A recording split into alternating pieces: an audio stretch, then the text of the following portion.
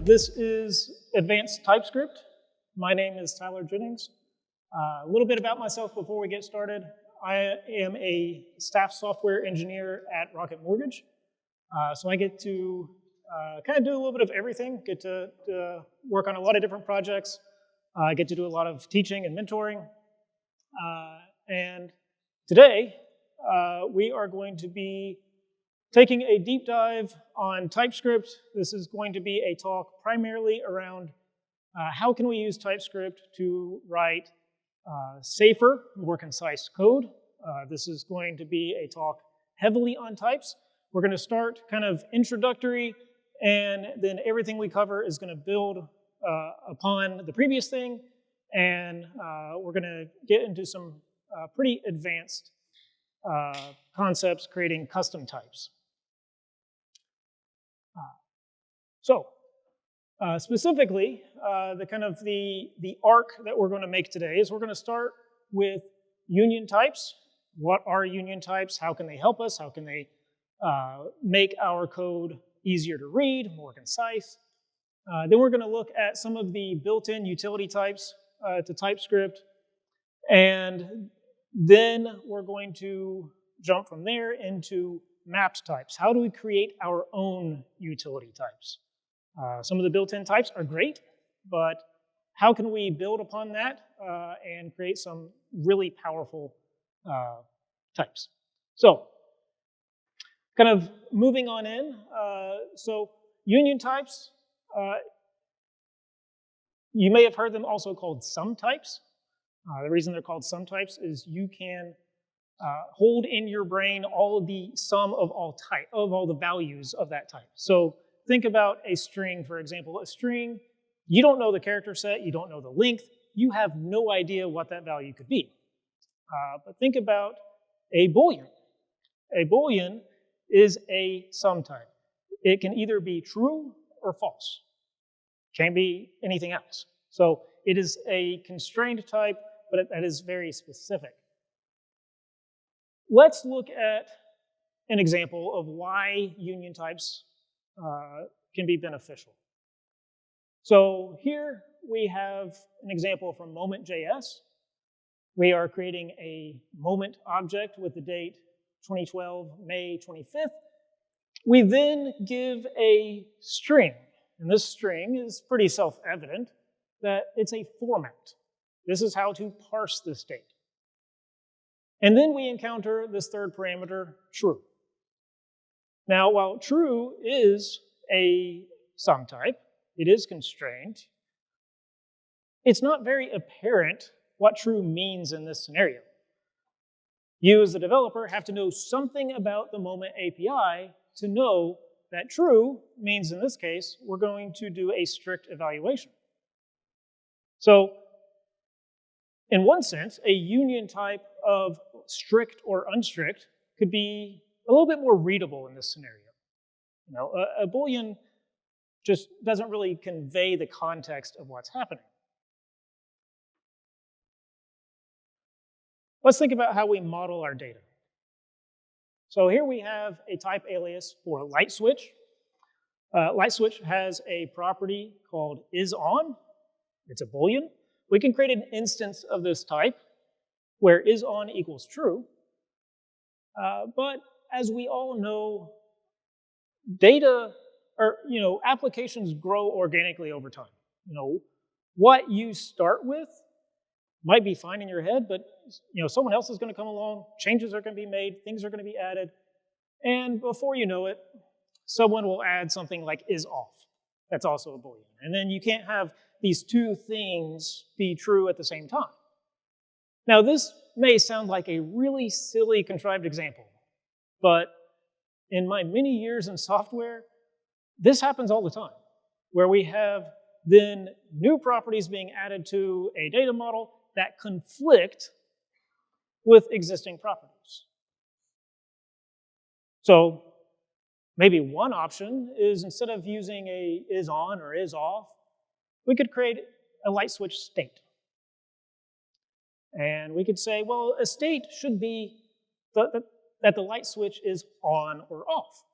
But the problem with a string is a string doesn't constrain that value to anything specific. There's nothing preventing somebody from using all lowercase or uppercase or something completely different. So while this might more accurately describe the state of a light switch, it's not any more concise. That's where a union type comes in. So you could create a union type to say light switch state is on with a capital O or off with a capital O. Can't be anything else. If you try to make it anything else, the compiler will complain at you and say, that's not an option. This has to be, one of these two exact values.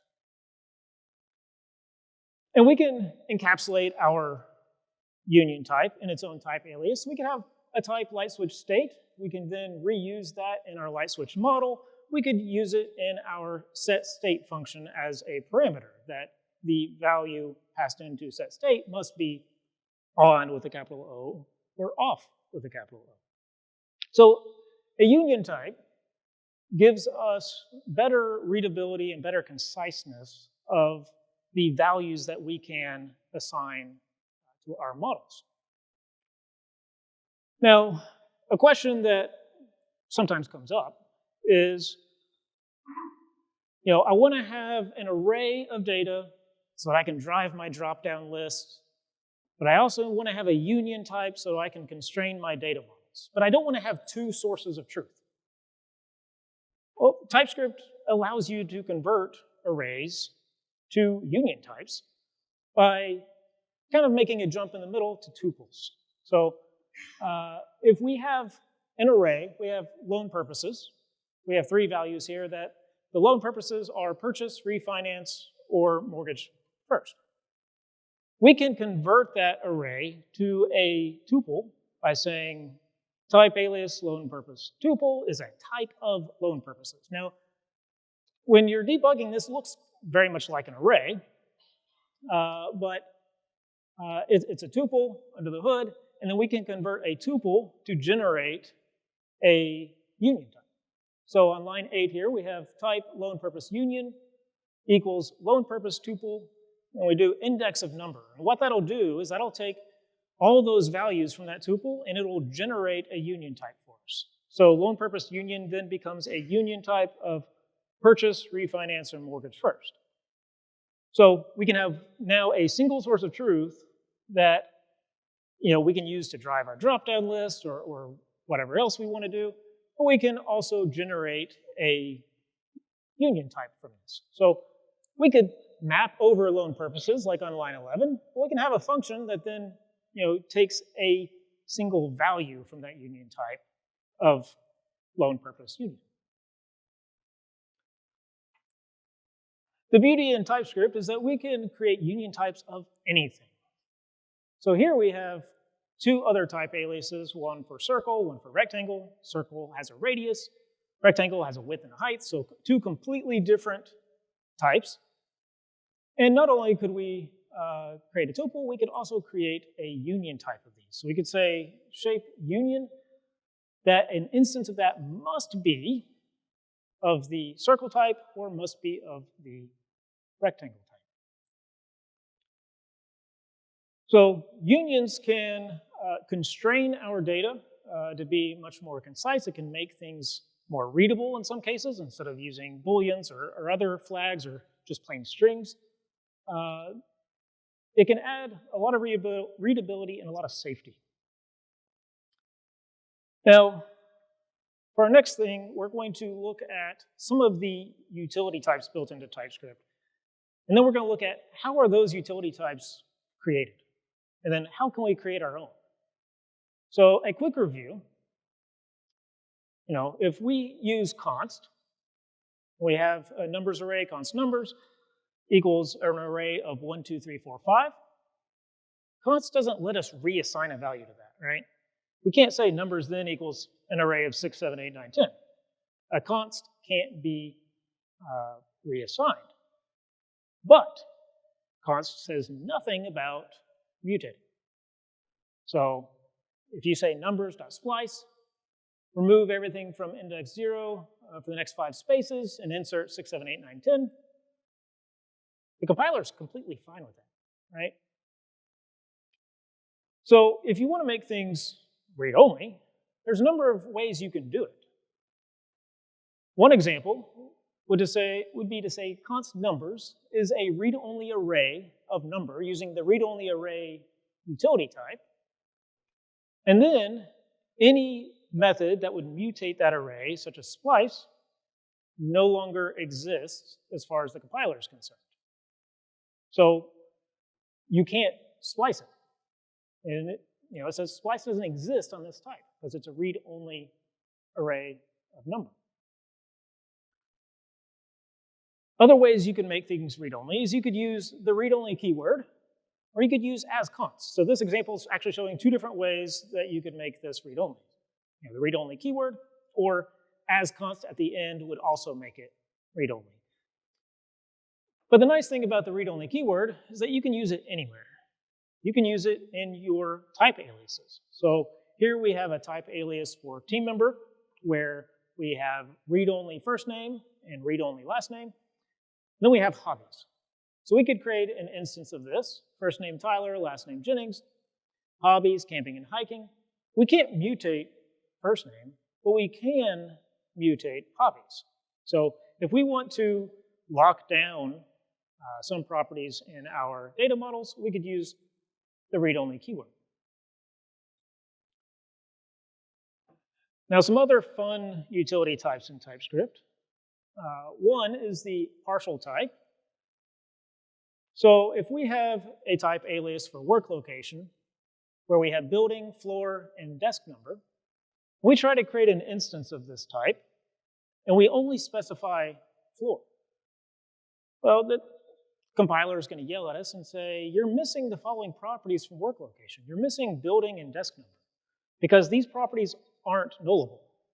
And if they're not nullable, then they are required. So, for example, if you want to create a version of this type, a derived type, where these things are nullable, you could use the partial utility type. So we could say type remote equals a partial of work location. And what that does is that creates a derived type where all the properties are now nullable.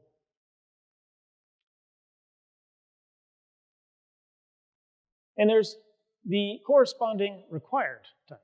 So, for example, if we have a type alias for address with street, city, state, and zip, and our properties are nullable, and we want to create a version of this type where everything is required, we could use the required utility type by saying type alias required address equals required of address. And now if we try to create an empty instance of this object, of required address, the compiler will yell at us and say, you can't do that. All of these properties are not nullable. They are required. Now, I think these next 2 are, quite frankly, a lot more useful. How many times, when we're building applications, do we create subsets of models? You have one model where you have certain properties, and then you create another model that has just a few of those properties. So one instance that comes to mind, I've spent many years building online ordering systems and restaurant systems. When you go to your favorite restaurant to order a meal, and you bring up the page with your favorite menu item, there's lots of properties, there's lots of data that has to be displayed, right? You've got the name of the menu item, you've got a description, you've got calories, you've got different categories. Is it gluten-free? Is it whatever? But when you go to get the confirmation email or you go to print a receipt, you don't really care about all those things. You care about what's the name of the item, what's the quantity, what's the price, but you're repeating these same properties in multiple places. So with pick, we could take a menu item. We have title, description, calories, price, quantity. We could say, well, we want to create a derived type of this, but we only want a subset of the properties. So we could create a receipt item type, and we could say we want to pick from menu item and then give it a union type of just the properties that we want. It would be just the same as if we decided to redeclare all, a new type with all the properties. But the benefit of using pick is, say for example, we want to change price. Instead of price being a number, we want price to be an object with currency and amount, right? With pick, if you change it on menu item, it'll automatically change on the receipt item. So pick can let you create that, derived model with a subset of those properties, but you don't have to redeclare everything. And if you update one, it automatically updates the other one. Now, there's another corresponding version of this called omit. And omit works very much, kind of the same way, except instead of picking which items we want, picking which properties we want off of the parent type, we can specify which properties do we want to remove from the parent type. So we have the same menu item type alias here with title, description, calories, price, and quantity. But now with our receipt item, we can say we want to omit from menu item description and calories. Give it a union type of all the properties you want to omit. The benefit of using omit, benefit, maybe detriment, is if you add new properties to menu item, they will automatically get added to receipt item unless you omit them. So unless you update your omit clause, then any new properties would show up on the derived type. So pick and omit, I think, are two very handy utility types that you can use to create derived types without having to duplicate yourself a lot. And these next two, they're very similar to pick and omit, except that they work on union types. So, exclude, if you have two union types, you have type 1 with a union type of A, B, C, D, and you have type 2 with C, D, E, F, and you wanted a union type of just the values that are unique to type 1. You could use exclude. So you could say exclude from type 1 everything in type 2. So you would end up with a union type of just A and B. And then extract, very similar. Extract can find the commonalities. So we can say we want to extract from type 1 everything in type 2. So if we have type 1 being A, B, C, D, and type 2 being C, D, E, F, we are extracting from type 1 the things in type 2, we get C and D. So these can be two very handy utility types when working with union types. Now, something that I want to spend a little bit of time on, I think this is probably one of the most underutilized keywords in TypeScript. And I don't know if it's underutilized because maybe it's not fully understood or something else, but I think key of is incredibly powerful. And if you ever go to the TypeScript repo and you go look at the type definitions within the repo itself, this is a keyword that you see used a lot. But it's really simple. So key of, at the end of the day, is going to make a union type of all the keys in a type. So to look at an example here, if we have type point, the type point has an X, that's a number, and a Y, that's a number. And we create a type alias called point props that equals key of point. What we're doing is we're saying point props is a union type of X and Y. So if we created an instance of this, say const A is of type point props and it equals X, compiler's happy. But if we said const B is a point props and it equals C, the compiler's going to fuss at you and say, you know what, this isn't really a value in type point. This isn't a key of type point. So this seems, fairly trivial, but it can be really powerful. Now, let's kind of rewind a little bit. We were looking at some utility types earlier.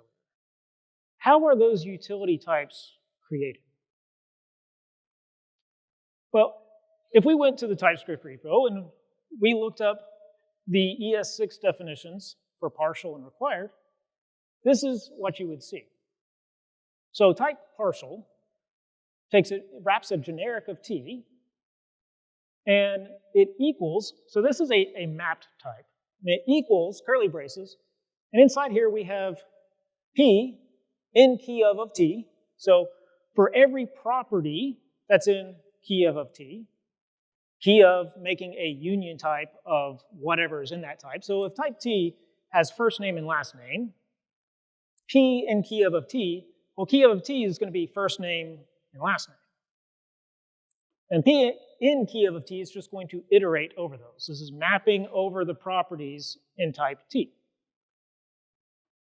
And then we have a question mark and a colon. And then we say T index of P. So what this is doing is we're mapping over type T, and we're then iterating over those properties, and we're going to redeclare them. We're going to add in that question mark. We're going to say this is nullable. And then ultimately we're going to say, well, whatever type it was before, that's what it is again. So if we had first name and last name, it's going to say first name, let's make that nullable. And if it was a string before, it's still a string now. And then last name makes it nullable, says it's the same type as it was before. If it was a string, it's still a string. And then required works the same way. It wraps a generic of T, and we then iterate over the properties that are in the type, except we now subtract that question mark. We say if it was nullable, we're no longer going to allow it to be nullable. We're going to make it required. And then we're going to say whatever type it was before, it's the same type now. So this is just like accessing a value on an array. If you say, get this index, that's going to be the same as it was in the original type. Does this make sense, how this is working? Because we're going to get a little bit deeper here in a minute. And so I want to make sure that everybody is following along so far. Okay, so, yeah.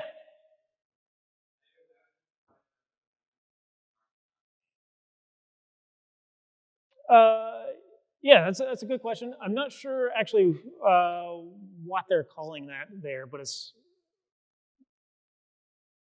just subtracting. You can think of it as it's just subtracting the question mark that's there. Yeah, I've never actually seen this operator anywhere else in the TypeScript docs.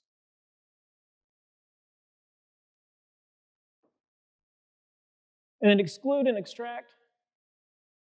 So exclude, remember, takes two generics. They're both going to be union types, so T and U. And exclude, remember, says we're going to remove from the first type whatever's in the second type. So this becomes just a ternary expression. So if T extends U, then we call never, we no-op it. Otherwise, we keep what's in T. So that's how exclude will remove anything from T that's in U. And then extract just flips that ternary expression around. So if T extends U, we're going to keep it. Otherwise, we call never. We're going to get rid of it. Now, the partial and required, I've always had some kind of misgivings over those because in programming, how many things are all or nothing? I feel like, when we're constructing our data models, very rarely is something an all or nothing case. So instead of having partial required make everything nullable or everything required, I thought it'd be nice if we created a utility type where we could say some things are nullable, some things are partial. So to create our own utility type to do this, we'll create a new type called SumPartial. It takes a generic of t, and it's going to take a generic of k, but k must be a union type that extends t. So we have key of t, k must be a union type that are the keys in t. So we can't give it a value of anything other than what would be in t. And then equals, we're going to omit from t everything in k. So we're going to remove from our parent type all the things that we put in our union type. And then we have an intersection type here, ampersand. We're going to merge these two things together. So after we remove from t everything that's in our union type, we're going to add it back in by picking those same values, making them partial. So this is how we could take a type such as person, where we have first name, middle name, and last name, all of which are required. They're not nullable. And we could create a derived type by calling SumPartial on person and give it a union type of the properties we want to be nullable. So in this case, we could say middle name, or we could say middle name and last name. It'd be equivalent to redeclaring the entire type, but now we've got a utility type that can create that derived type for us. And we only have to specify the things we want to make nullable. We can do the same thing with required. So required takes a generic of t and a generic of k. K must extend key of t, so k must be a union type of keys that are found in t. We first omit from our parent type, from t, everything in k, and then we add it back in using required and pick. So now we could create a derived type where we can specifically mark certain properties as required. So using our person type again, if everything is nullable, first name is nullable, middle name, last name, we could create a derived type where certain properties are required. So we could say some required of person, and we could give it a union type of first name or first name and last name. And we can make some of our properties required. Why redeclare a whole new type when you can just use a derived type?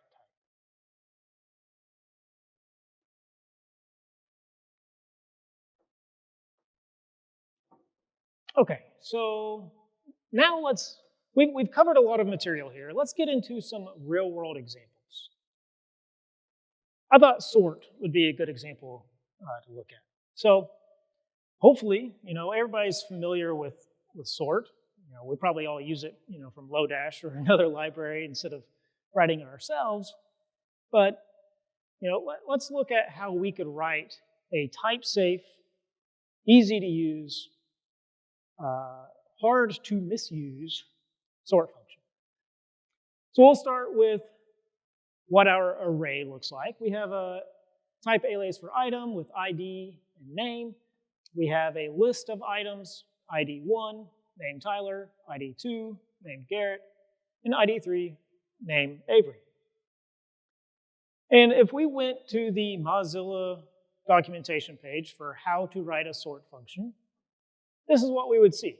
We would see something like, to do an ascending sort, you need to write a function that takes an A and a B.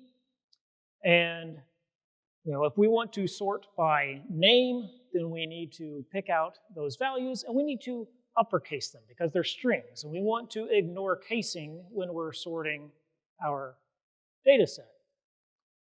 And then ultimately, if name A is less than name B, we return a -1. If name A is greater than name B, we return a 1. Otherwise, these values must be equal. Let's return 0. If we call data.sort and give it our ascending sort function, it works. It sorts our data as Avery, Garrett, and Tyler. There's nothing wrong with that. It's completely functional. If we wanted to do a descending sort, all we would have to do is flip our 1 and -1. So if name A is less than name B, we return now a 1 instead of -1. And if name A is greater than name B, we return -1. If we call data.sort with descending sort, it works. It sorts our array as Tyler, Garrett, and Avery. Again, nothing inherently wrong with this. It works. I don't like it for several reasons. It's not very reusable. It's also not very intuitive. Most engineers, particularly new engineers, when they go, call data.sort, they kind of scratch their head and say, well, what am I supposed to write here? And they go look at the docs. What would be nice, well, before we get to that, we could somewhat solve the reusability problem by saying, well, A must be an object that has a name property, and B must be an object that has a name property. Now we're saying, well, we have a type, and this function could sort any array that has a name property. Okay, you've gotten a little bit of reusability. It's still not awesome. What would be nice is if we had a sort function that we could pass any array of data. And then we could have type safety and IntelliSense on what property do you want to sort by. Then we could have type safety and IntelliSense on do you want to sort ascending or descending. Like this walks the user through how to use this function. Give it an array, it then prompts you what field do you want to sort by. Do you want to sort ascending or descending? It becomes much more simple to use. And one of the things that I try to talk with my teams about at Rocket Mortgage is how do we make things simple? How do we make things intuitive? How do we make things impossible to misuse? If your sort function tells you, oh, these are the things you can sort by, and this is the way you can sort, you don't have to go look at any documentation. So how do we write this function? Well, to start out, we could create a sort function that takes an array of t, some generic. It takes a prop that's a key of t. That'll give us our IntelliSense and our type safety on what property we want to sort by.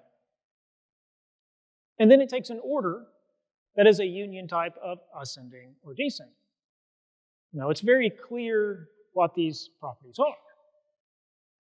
And if order is ascending, we call array.sort with sort ascending and pass in our prop, or we call array.sort sort descending and pass in our prop.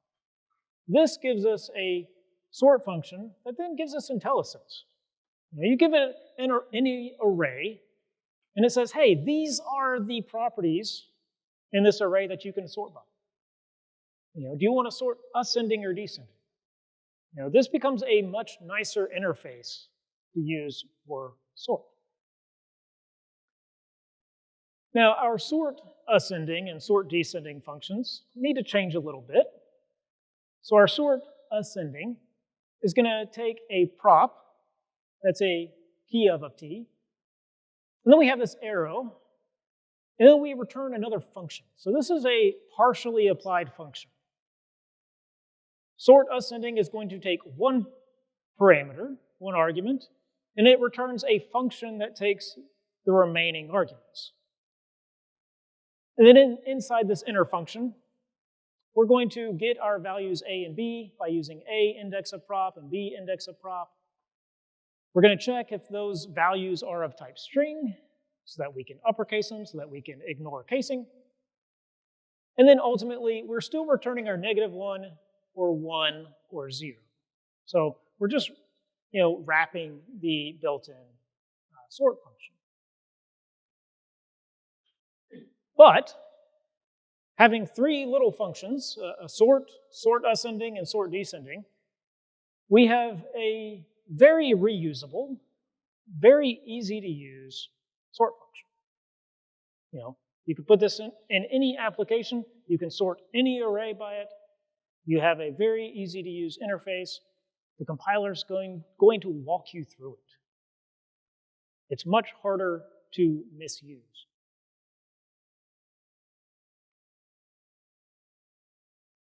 Now, my next example is going to be using lenses. So if you're not familiar, lenses is a way that you can kind of zoom in on some deeply nested piece of data, and you can get or set that value.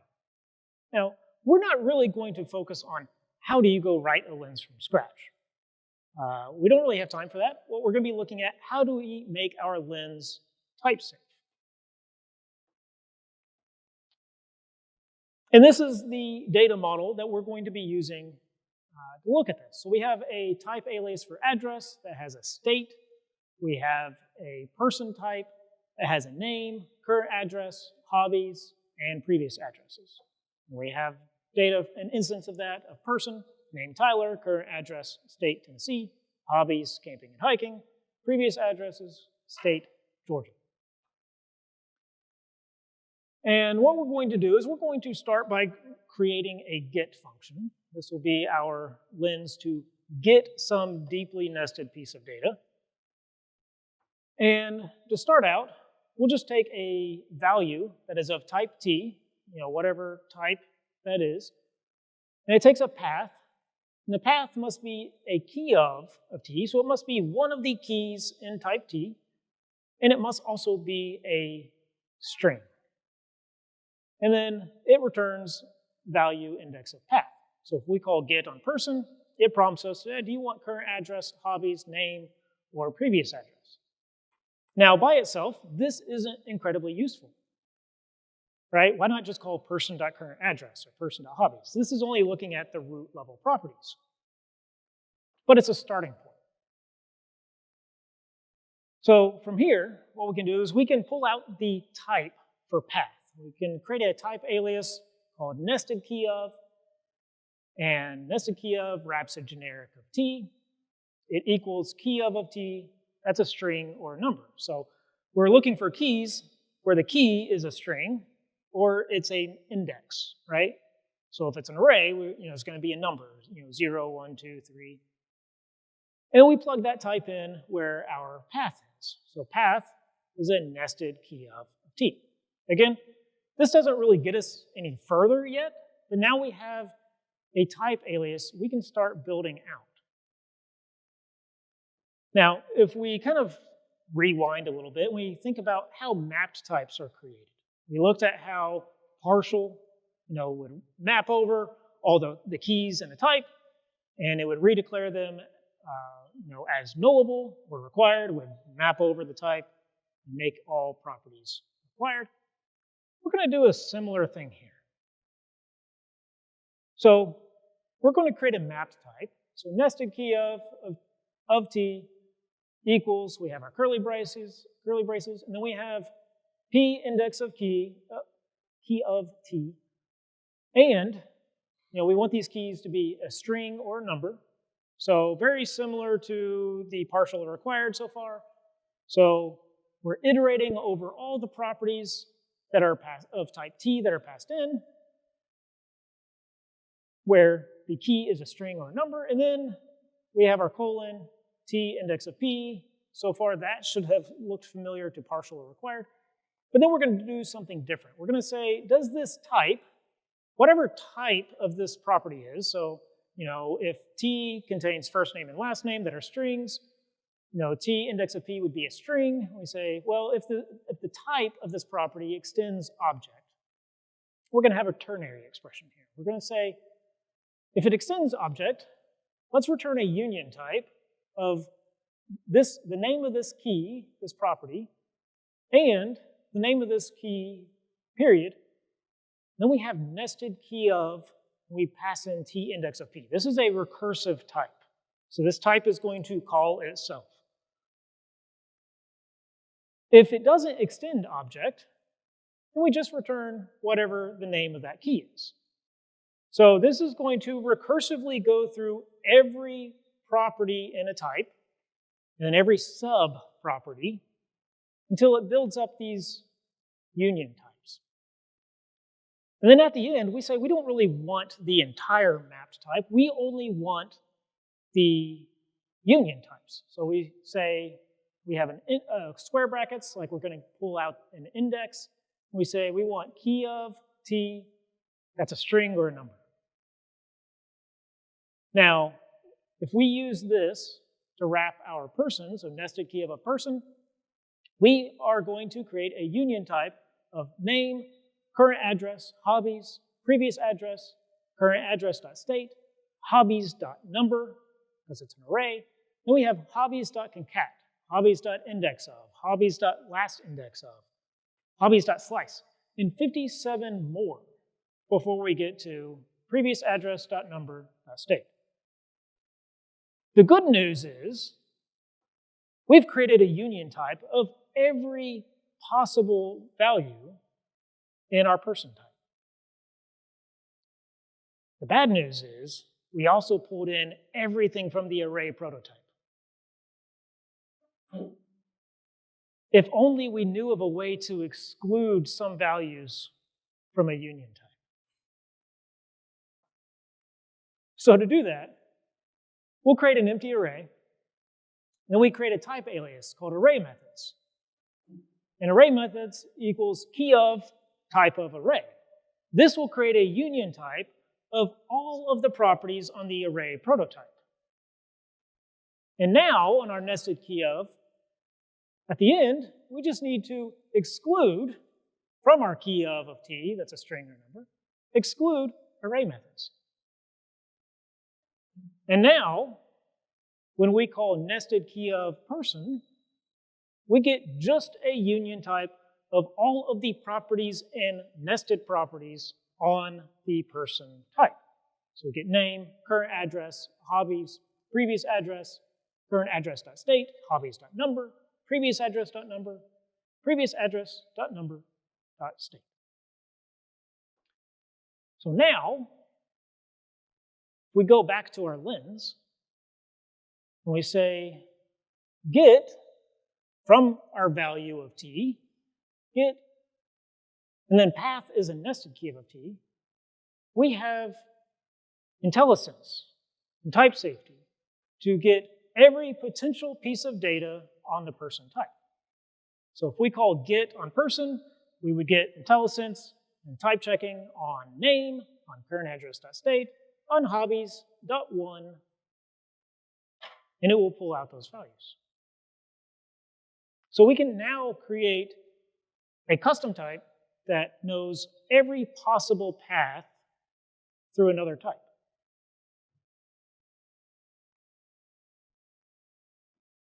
If we were to create a setter for our lens, we could take in an original object that's of type t, a path that's a nested key of t, and then we could call set on person previous address dot index dot 0 dot state.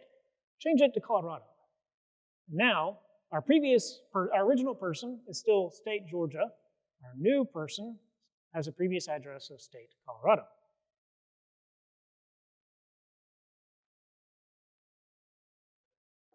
Now this, I think, is the perfect trifecta. Let's combine these two things. So if we have an array of people using the same person type that we looked at earlier, we can update our sort function. We can say our sort ascending function becomes a nested sort ascending. It takes a prop that's now a nested key of t, and we use our lens to get the value of A and B. So get from A prop, get from B prop. And the rest of our sort function, our sort ascending function, is the same. And our sort function becomes a nested sort function where prop is now a nested key of t. And that's the only change we have to make there. Now we have a sort function that can intelligently, type safely, and have IntelliSense on how do we want to sort any array of any type by any nested property in that type. So now we could call sort on people and have IntelliSense and type safety on current address.state. And if it would sort our examples by Colorado and then Tennessee, or sort descending, sort by Tennessee, Colorado. So by creating custom mapped types, we can add a whole new level of type safety to our applications. Not to mention IntelliSense. It's much harder to misuse functions when they walk you down the success path. And that's what TypeScript can give us. So thank you for coming. Slides can be found at this link. Are there any questions? Was everybody brain dead? Yes.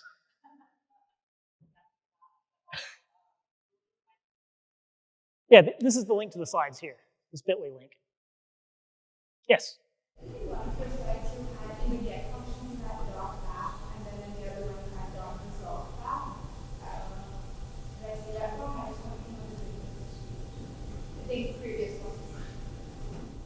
This one? The resolve path is just a function here for the lens. That's a function I'm not showing because we don't really have time to go into that. But that is the function that says, okay, you take object of type t, value, and this is the path. Let's go traverse that path on this object and pull out the value if there is one. So that's just implementation on the lens function. It's not something I'm showing here because this talk's not about lenses specifically. So that's kind of an implementation detail. Yes? This is more of just like a pattern, not really about TypeScript only, but I tend to really like having keys, or let's say values that are not just like loose strings. I like to have like either an enum or an object response. Yep. So my first question is that a good pattern or is that closed? Just because I like it and I complain about it, I could have it. And two, we've just been talking recently about whether we should convert our enums to just as const objects. We have a number of students here today, but he really doesn't feel like enums are very fun to work with. There's limitations, and I just didn't know if you had any beyond enums. And number two, is it below to want to have your loose strings always defined? Does that make sense? Like instead of like just saying loosely like name, you can have like all your things. And because those work together too, right? Like, it's so nice to have your options constant. Then you just for your type, just key of type of whatever, then you have all your values and you have your types, and it just feels so good. But then again, we thought some good patterns. So I almost never use enums in my code. I pretty much exclusively use union types. I feel like union types are much more flexible. And then you're dealing with union types, you aren't dealing with any like string to number conversion. That's just a personal preference. But then I work with a lot of teams within my company, and my take is I always try to meet the teams where they're at. I don't try to dictate top down unless something's egregious. So if enums are working for you, that's fine. I personally don't care for them in TypeScript. I think union types provide better readability, and I can just do a lot more with them. And then as far as the, you mentioned just strings. In what context? Yeah, so let's just say instead of say let's just say like you have some kind of like front-end router or something, and in some page logic you would say, well, if the route name equals, and you actually just have a loose string that says assignments, or another loose string that says whatever. Instead of ever basically saying in the front end, we're going to use loose strings. We have somewhere those constants are defined. Yeah. Maybe it's a global constant file or a scope to some particular folder or somehow, and you only would then have like route names dot, whatever it is. And that way you got like an auto completion and. You could accomplish that with union types as well. You could have a union type of these are the possible routes. And then, put that in there, and that would say, okay, the value for this must be one of these things. Yeah. So you don't care that it's a loose string, so to speak, because it's going to be allocated to the auto completion. I just feel like it's an auto completion. I don't know why, but it makes me feel that it's not as good as like pulling right out of an object, But. I mean, there's a number of ways you can do it. I wouldn't say there's any single right way. Yeah, I would probably model them as union types and just have the auto completion. But yeah, I don't know how much my opinion's worth, but that would be my opinion. To which one? Oh yeah. Yeah.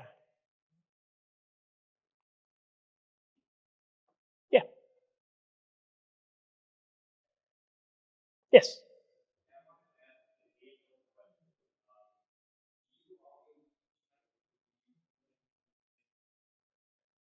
I most always use type aliases, not interfaces.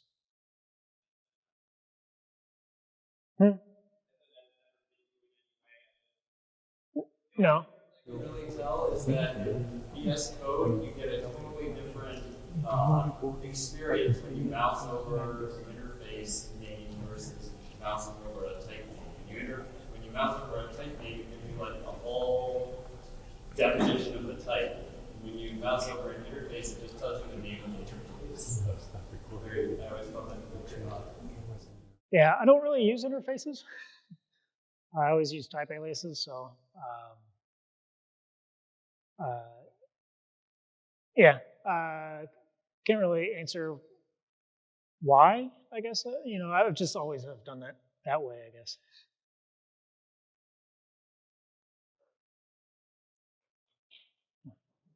Thank you.